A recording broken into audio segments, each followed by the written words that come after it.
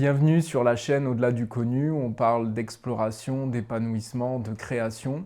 Il y a un élément fondamental qui est important si on veut chercher à nous épanouir personnellement, individuellement, collectivement, changer de schéma, créer des nouvelles formes à l'intérieur de chacun et aussi à l'extérieur. C'est sur cette croyance qui est présente dans l'inconscient collectif, dans le conscient collectif, aussi à l'échelle individuelle, c'est la notion d'égoïsme. La notion d'égoïsme va souvent nous relier à un champ, à une énergie qui n'est pas profitable pour l'épanouissement, l'introspection, l'exploration individuelle, personnelle, parce qu'elle se fonde sur un élément, pour moi, qui est complètement erroné et qui a besoin d'être conscientisé. C'est pour ça que là, je fais cette petite série vidéo sur cette thématique. Ce qui, à mon sens, erroné, c'est qu'on va, par notre conscience, penser que se tourner vers soi, se relier à soi d'une certaine manière, eh bien, c'est obligatoirement se couper des autres, de l'autre, et c'est une démarche qui va du coup devenir égoïste. Avec cette croyance, il faut d'une certaine manière, si on veut être altruiste, si on veut être tourné vers le monde, eh bien, se tourner vers les autres. Mais il y a un paradoxe, c'est que de plus en plus, et ça on le ressent bien, dans nos sociétés et aussi dans notre évolution, c'est que de plus en plus de personnes et de mouvements, et moi je m'en réjouis, eh bien, parlent justement de cette introspection, le connais-toi toi-même, la conscience de soi et aussi d'une certaine manière de s'occuper de soi dans sa vibration, dans son épanouissement, dans ses différents mouvements. Mais du coup, il y a cette émergence, il y a cette nouvelle dynamique qui est de plus en plus présente. Il y a quelques années, on n'avait pas autant de livres sur le développement personnel, la connexion spirituelle, quelle qu'elle soit. Il y a aujourd'hui, alors tout n'est pas forcément hyper bon, mais il y a quand même cette libération de la conscience, du chemin, du cheminement et aussi de s'individualiser, de sortir un maximum de certains carcans, de schémas collectifs pour aller justement dans une introspection. Mais donc il y a ce mouvement qui est là, qui est bien présent, mais avec, je dirais, un peu ce poids qui aussi est là par rapport justement à cet égoïsme. Et on se retrouve pour moi souvent entre deux, ça manque pour moi, ça c'est un symptôme, et c'est peut-être ton cas, ou c'est peut-être le cas de personnes que tu côtoies, c'est que d'une certaine manière, on s'explore, on s'écoute de plus en plus, mais d'une certaine manière, il ne faut pas aller trop loin, parce qu'il y a aussi des peurs derrière tout ça, notamment de quitter une forme de groupe, et aussi avec cette notion justement, je ne peux pas me centrer, tu ne peux pas te centrer que sur toi, parce que sinon ce serait se couper du monde. Donc il y a tous ces jugements de valeur. Si si on entreprend un certain chemin et un certain cheminement, eh bien ça peut être un peu attention, attention, parce que en fait, ce sont des personnes qui peuvent se couper complètement des autres, elles pensent qu'à elles. Et pourquoi c'est erroné de se relier à soi et l'égoïsme? Parce que justement, on considère d'une certaine manière, et c'est ce qui se vit beaucoup, c'est qu'on vit à partir d'une structure qui est limitée, d'un ego qui va être pas forcément hyper élevé. Donc quand on va se dire, eh bien, se relier à soi, se tourner vers soi, l'introspection, c'est de l'égoïsme, si on se dit ça, eh bien, on insinue en fait derrière que, en tant qu'être, un être humain, eh bien, d'une certaine manière, c'est une structure égo, moyenne, basique, éventuellement limitante. Et donc, se relier à soi, c'est se relier qu'à cette forme. Et en fait, c'est oublier à quel point, bien au-delà de l'ego et se relier à soi, bien sûr qu'il y a ces couches d'ego qui peuvent être assez limitées, assez basiques. Et si justement on se relie qu'à ces couches-là, eh bien, on a bien des comportements égoïstes. Les couches, ça peut être 2-3 parties. Une partie, par exemple, de reconnaissance, une partie blessée, une partie d'avoir la survie, d'avoir peut-être le besoin d'amasser, par exemple, parce que sinon les autres sont nos adversaires. Si on prend ces 3 parties, et si on nourrit, par exemple, ces 3 parties, la survie, la reconnaissance avec une forme un petit peu dans sa blessure, un ego un peu blessé, eh bien si ces trois parties régissent justement l'individu, eh bien ça va être un comportement peut-être égoïste, hyper ambitieux, exploitant les autres, l'autre, et ramasser d'une certaine manière, c'est ce qu'on va souvent retrouver dans nos comportements occidentaux, ramasser le plus pour soi ou pour notre petite famille de sang, mais derrière l'humanité, on s'en fout un peu. Donc bien entendu qu'il y a un système égoïste qui va être là. Mais ce que je reproche par rapport à ça, c'est que on sous-entend que l'exploration de soi, eh bien, c'est que ces couches, d'une certaine manière, assez superficielles. Et moi, l'intention que je donnerais et que je dirais, c'est que la société se base sur cette croyance, les systèmes de pensée se basent sur cette croyance, et ça protège aussi le système, parce que tout système cherche à perdurer un maximum, et si tu commences à explorer trop d'une certaine manière ce qui est en toi, et que tout le monde fait ça, eh bien, il y aura de plus en plus de personnes qui vont se relier à d'autres parties que l'ego, justement en explorant profondément ce qu'on va avoir en nous. Et c'est là où on va toucher beaucoup plus des différentes parties de l'ego. Un ego aussi qui peut être beaucoup plus sain, moins limitant, un ego structure plus évolué, plus élevé en termes de structure. On peut toucher aussi notre âme plus profonde qui va être aussi plus complexe notamment que nos structures, que notre ego, et une âme aussi qui va chercher à s'éveiller et à s'élever. Et dans cette exploration, à toucher de plus en plus, pour moi, cette essence qui va sous-tendre tous les individus, tous les êtres, avec cette lumière qui est propre à la vie, qui est propre à toute vie. Et toucher cette exploration et cette lumière, eh bien, c'est s'imprégner, c'est imprégner nos égos, nos âmes, nos différents corps qui nous régissent, eh bien, justement par cette essence. Donc, on va se retrouver souvent dans un entre-deux parce qu'il ne faut surtout pas aller trop explorer, trop s'écouter, parce que sinon, on va passer aux yeux du monde pour, d'une certaine manière, un pur égoïste, alors que fondamentalement, on prône des valeurs qui sont reliées à l'altruisme. Et si on regarde bien le monde, personnellement, je trouve qu'il y a peu de comportements altruistes dans le monde. Alors bien sûr qu'il y en a, et heureusement, mais je pense que l'humanité, l'être humain, est beaucoup plus humain que ce qu'on vit aujourd'hui. La profonde humanité, c'est justement d'être pleinement relié aux autres. Donc pour moi, on se retrouve vraiment dans cette injonction où c'est à la fois écouter le développement personnel, il y a tout un mouvement, aller vers nous-mêmes, et ça, c'est très bien, mais il y a toute cette résistance justement, il ne faut pas trop y aller, il y a peut-être voilà, à faire attention, il faut aussi se relier aux autres, et bien sûr qu'il faut se relier aux autres, je vais y venir, et aussi le côté, il faut être dans une société altruiste, et où finalement tout le monde pense à lui, les politiques, les dirigeants, la plupart des gens qui sont dans le monde et qui prônent ces valeurs, c'est souvent tout simplement une façade. Donc pour quitter cet entre-deux, il y a deux mouvements différents qu'on peut faire pour aller justement vers la connaissance de soi. C'est se centrer davantage vers les autres, aller toucher une plus grande forme d'empathie, une plus grande forme d'altruisme, d'aller vivre auprès des autres pour aussi apprendre à se connaître. Moi, par exemple, c'est ce que j'ai appris aussi, notamment en voyage. Ça a été confrontant d'aller voir d'autres cultures, d'aller comprendre, de ne pas être dans certains fantasmes parfois à mettre des cultures en haut, plus en bas. Et donc, c'est tout un cheminement.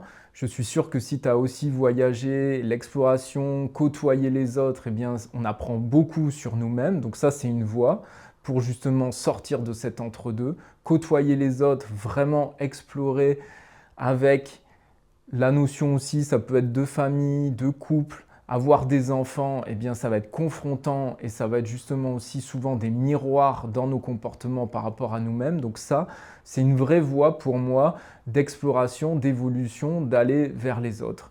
Et il y a aussi cette voie, donc pour moi qui est parallèle, c'est d'aller explorer davantage ce qui vit en nous. Comment on fonctionne, quels sont nos besoins, comment finalement on vit nos intentions. Donc tous ces mouvements qui vont être reliés à nous. Dans une forme ou une autre, Se relier davantage à soi, justement, c'est sortir pour moi d'un ego de surface. L'idée, c'est vraiment d'approfondir. Parce que si on satisfait en fait que deux, trois parties et qu'on a vraiment en fait envie d'avoir un vrai épanouissement, eh bien souvent on va plus loin. Parce que les principes et les comportements vraiment égoïstes d'une certaine manière, ce ne sont pas des personnes qui sont réellement épanouies parce qu'elles sont coupées de leur humanité profonde. Et pour finalement être vraiment relié à soi et être épanoui, eh bien, on va toucher cette forme d'universalité personnelle. Par rapport à ces deux mouvements d'aller côtoyer les autres, d'aller côtoyer soi, je pense que les deux sont bons, les deux sont bien, mais je pense qu'il y a une voie plus aisée, plus facile d'aller se responsabiliser par rapport à soi et se centrer. Pourquoi? Parce qu'il y a tellement de mouvements au niveau de l'extérieur, au niveau des autres, que je pense que ce n'est pas toujours évident. On n'a pas forcément la capacité, il n'y a pas forcément l'ouverture de soi vers les autres, il n'y a pas forcément l'ouverture des autres vers justement vers soi-même. Donc, je pense qu'il y a tout ce temple sacré intérieur qui est là en nous, que l'on peut explorer pour justement explorer davantage l'humanité. Ça ne veut pas dire qu'il ne faut pas aller voir justement les autres, mais c'est une voie qui me paraît être juste, sur un cycle juste, aujourd'hui, d'aller pleinement t'explorer. Et donc, c'est là où je veux pousser mon propos, c'est que si d'une certaine manière, un individu, toi, ton voisin, ton frère, ta sœur, un parent, n'importe qui, fait une profonde démarche de connaissance de soi, d'introspection, de cheminement avec cette intention de réussir à se remettre en question, à trouver son vrai équilibre, d'aller chercher son épanouissement, c'est une conviction, c'est que, eh bien, s'il y a cette démarche qui est vraiment intègre, authentique, eh bien, on va toucher en fait le reste de l'humanité et on va vibrer aussi par cette voie personnelle vers une voie universelle qui va servir le monde. Pourquoi on a ces freins en fait et pourquoi ça peut être utile justement d'aller explorer, c'est que donc on mixe cette notion d'ego et de beaucoup plus vaste en fait. Il y a beaucoup plus de vastitude. Donc l'exploration de soi, c'est bien au-delà d'un ego, c'est aller toucher son âme, c'est aller toucher son essence. Nous sommes aussi reliés. Il y a ce principe de séparation, quand on dit, eh bien, si je me relie à moi, eh bien, finalement, je me coupe des autres, ou si je vais voir les autres, je me coupe de moi-même, c'est oublier que on est hyper empathique humainement, que dans notre sensibilité, si on accueille notre sensibilité, si tu accueilles ta sensibilité, eh bien, tu vas te relier à la sensibilité des autres. Que cette intelligence qu'on va appeler parfois interpersonnelle avec les autres est complètement reliée à l'intelligence intrapersonnelle. Si on se connaît fondamentalement soi-même, qu'on touche certains états, qu'on accueille nos états, ça va nous aider vis-à-vis de l'extérieur à accueillir davantage les états des autres. Si aussi je vais justement accueillir l'autre, ça m'aide à m'accueillir. Souvent, le soi fort, par exemple, c'est je suis un dur, j'y vais, je fonce, je suis un insensible, de toute façon, il ne faut pas regarder derrière. Il y a un côté bulldozer. Par exemple, si on a des personnes comme ça, très fermées, qui peuvent être pas forcément dans un côté très génératif dans leur comportement, dans leurs attitudes, eh bien c'est souvent des personnes qui sont complètement coupées d'elles-mêmes et qui sont coupées des autres. J'ai même envie de dire que si on veut vraiment être coupé des autres, on est obligé en fait de se couper de soi. Et souvent ces personnes, c'est beaucoup des carapaces, c'est beaucoup des masques. Et les personnes qui sont vraiment, même, je dirais, avec une bonne estime d'elles-mêmes, eh bien, il n'y a pas une surconfiance en soi. Parce que ce sont justement des personnes qui ont un ego sain et donc qui sont en reliance et qui vont aider aussi les autres à s'accomplir. Si vraiment il y a cette démarche d'accomplissement, d'épanouissement personnel, il y a automatiquement cette résonance qui va être relié vis-à-vis d'une communauté, d'autres, il y aura cette envie de transmission. Parce qu'on a ça en nous. On a besoin d'être des individus, mais on a aussi besoin d'être un collectif. L'individu, même le plus solitaire qu'il soit, si vous le prenez et vous le mettez seul pendant 10 ans quelque part, à moins vraiment d'être dans un gros état de méditation, d'éveil, vraiment de transcendance et de conscience, mais je suis sûr que même dans ce cas-là, après 10 ans, vous faites passer un groupe, quel qu'il soit, d'êtres humains, la personne va se jeter vers ces êtres humains parce qu'elle aura besoin d'être reliée. Et si à l'inverse, vous prenez aussi la personne la plus sociale du monde, qui est toujours avec du monde et que vous la laissez jamais seule avec elle-même, un petit peu dans sa bulle, eh bien à un moment elle va exploser, elle aura besoin aussi d'être seule. Pourquoi parler de ça? C'est que on est complètement relié entre notre individualité et notre collectif. Et donc ça vient aussi, on parle souvent de notion d'olon. L'olon, c'est cette notion où, en fait, dans une partie, il y a l'ensemble. Et ça nous vient justement de certains niveaux. Pour moi, on fait l'erreur avec cet égoïsme de confondre, par exemple, la conscience, la supraconscience et la préconscience. Ça veut dire quoi? C'est que souvent, la préconscience, c'est un niveau, par exemple le nouveau-né, souvent le végétal, l'animal, il n'a pas conscience de son individualité. Le nouveau-né, il va être relié à tout ce qui l'entoure. Il n'y a comme pas de séparation. C'est ce qu'on appelle la préconscience. C'est-à-dire, il n'est pas conscient de lui-même, mais par contre, il baigne, il est dans une forme d'unité. Ensuite, et c'est le stade dans lequel on est, eh bien, on passe au niveau de la conscience. Ce niveau de la conscience, à un moment, eh bien, on prend conscience justement de nous-mêmes. Mais ce qui se passe quand on passe de la préconscience à la conscience, c'est ce qu'on peut voir chez les enfants, c'est là que l'ego, la structure, va commencer à se bâtir. C'est là qu'il va y avoir en premier temps des conflits, qu'il va y avoir une différenciation. Donc en quittant cette préconscience, on devient conscient de nous-mêmes, mais on se coupe du reste. Et c'est pour ça que, par exemple, le monde animal, le monde végétal n'est pas forcément supraconscient, je vais y revenir sur cette définition, il est plutôt dans la préconscience. Ce monde animal, ce monde végétal n'a pas forcément conscience de son individualité, par contre, il reste connecté au tout. Et vu qu'il est dans ce tout, il n'y a pas de destruction. Et c'est pour ça que des fois, on pense un petit peu dans une forme, pour moi, d'erreur, que de la conscience, il faut revenir à la préconscience. Mais non, l'idée, c'est d'aller vers la supraconscience, c'est d'intégrer la supraconscience, c'est mélanger le lien entre la préconscience et la conscience, c'est-à-dire de rester conscient de soi en tant que structure et en même temps d'être relié dans le champ universel de l'unité de ce qui nous relie. Et donc c'est là où on arrive à cette notion d'individu et de collectif, et donc pas d'égoïsme, et vraiment à la fois de structure, d'une certaine manière égo, et en même temps de reliance avec le collectif. Et cette dynamique, eh bien, elle permet justement de rester dans sa forme de structure, dans son centre, et en même temps d'être ouvert à ce qui est, à ce qui se passe. Et ça, c'est le cheminement, c'est le bon qu'on a besoin de faire aujourd'hui parce que notre ego et notre stade de conscience est trop destructeur pour la planète et pour nous-mêmes. Et cette limite et cette croyance de justement justifier que l'égoïsme, eh bien, en se tournant vers soi, on est dans l'ego, c'est parce que on est seulement d'une certaine manière des entités individualisées et on n'est plus reliés. Et c'est pour ça qu'on se retrouve dans cet entre-deux. C'est un peu soit, c'est-à-dire SOIT, soit cette possibilité, soit cette option de soi, ou soit cette option des autres. Et ça, c'est parce que on est justement dans une forme de séparation et d'isolement et on a une mauvaise perception de ça.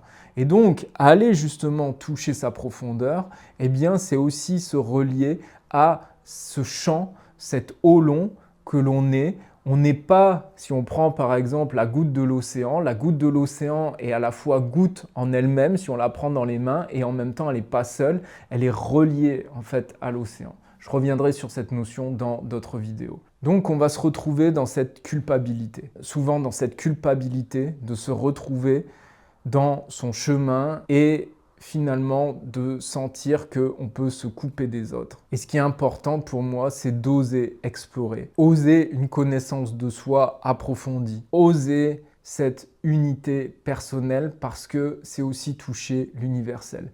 Une nouvelle fois, ça ne veut pas dire que rentrer en soi, c'est se couper justement des autres et qu'il peut y avoir ces deux voies, pas cet entre-deux chaises où à la fois je m'occupe de moi et des autres, mais pas finalement profondément dans un mouvement ou dans l'autre, et d'assumer en fait de vivre ce que tu as besoin de vivre ce que l'on a besoin de vivre, et en fait on n'est pas coupé. C'est souvent justement ce qu'on va démontrer, c'est que par l'inspiration, eh bien, un moment, quitter un groupe, oser, par exemple, prendre une voie alternative sans forcément couper avec le groupe, garder un lien, mais oser marcher d'une certaine manière seul, eh bien, c'est aussi oser montrer le chemin à certaines autres personnes qui vont suivre aussi ce chemin. Donc être centré, nous tourner vers nous-mêmes, c'est nous libérer et c'est aussi libérer les autres. C'est nous connaître, connaître nos chemins, avoir plus de conscience. C'est structurer, élever notre ego et embrasser beaucoup plus de parties qui vont être justement beaucoup plus altruistes parce qu'on va être beaucoup plus équilibré personnellement. Voilà pour cette première partie, j'espère que ça a été assez clair et je vous invite donc à la partie 2 qui fait suite à cette vidéo. Merci de votre écoute.